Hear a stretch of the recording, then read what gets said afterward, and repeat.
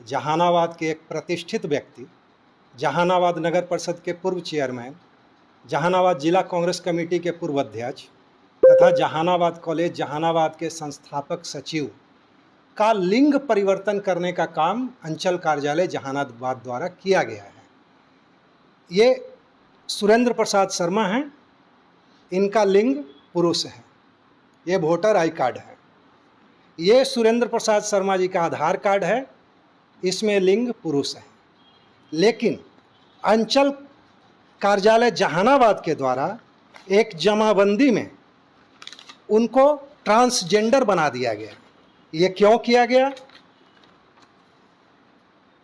Transgender बना दिया गया इनको।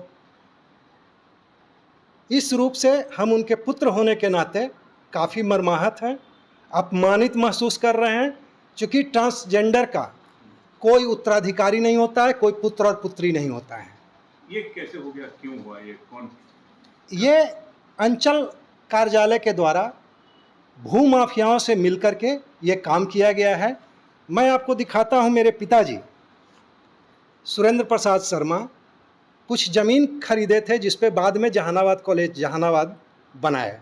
तो ये आप देखिए, डीड में खरीदने वाले का नाम लिखा हुआ है सुरेंद्र प्रसाद शर्मा, पिता कामेश्वर प्रसाद शर्मा। ये सारा ज़मीन सुरेंद्र प्रसाद शर्मा के नाम से रजिस्ट्री है। उनके निधन के बाद जब ये डीड मुझे मिला और जब मैं 28 दिसंबर 2023 को ऑनलाइन जमाबंदी डाउनलोड किया, तो ये डिमांड खोला गया है सुरेंद्र प्रसाद शर्मा के नाम पे ना होकर ये जहानाबाद कॉलेज जहानाबाद सचिव सुरेंद्र प्रसाद शर्मा कर दिया गया। इसका मतलब ये जमाबंदी के हिसाब से ये जो भी ज़मीन रजिस्ट्री हुआ है ये जहानाबाद कॉलेज जहानाबाद का है।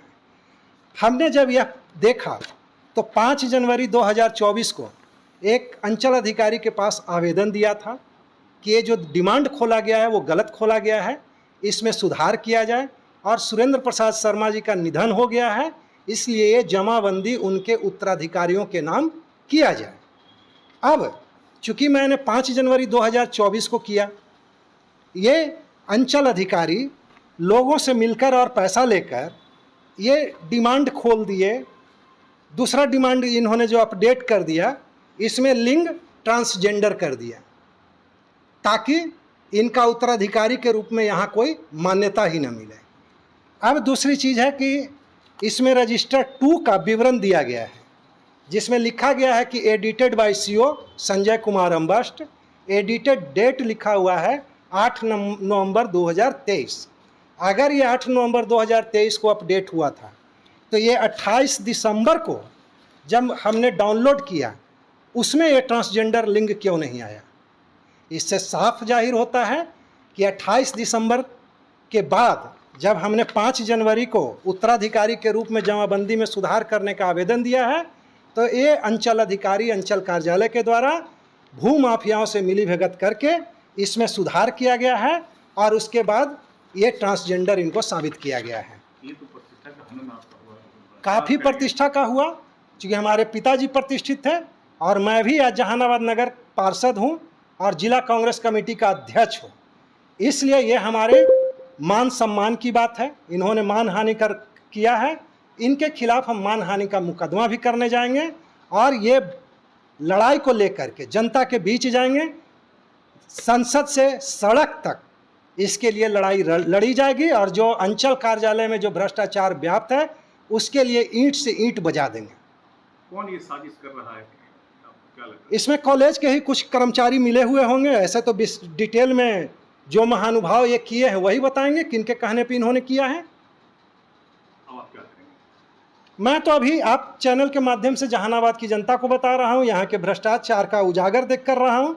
अभी मैं 1-2 दिनों में अंचल अधिकारी महोदय और जिला अधिकारी महोदय को मैं ये लिखित रूप में दूंगा और मैं माननीय उच्च न्यायालय में या जहानाबाद न्यायालय में वकील से राय लेकर के मैं मानहानि का मुकदमा तो दर्ज करूँगा। अंचल कार्यालय के द्वारा सरकारी ज़मीन जो एरोड्राम के पास 75 डिसमिल ज़मीन है, पटना उच्च न्यायालय से आदेश आया था कि उस सरकारी ज़मीन को अतिक्रमण मुक्त किया जाए, वो आज तक अंचल कार्यालय अंचल अधिकारी के द्वारा नहीं किया गया।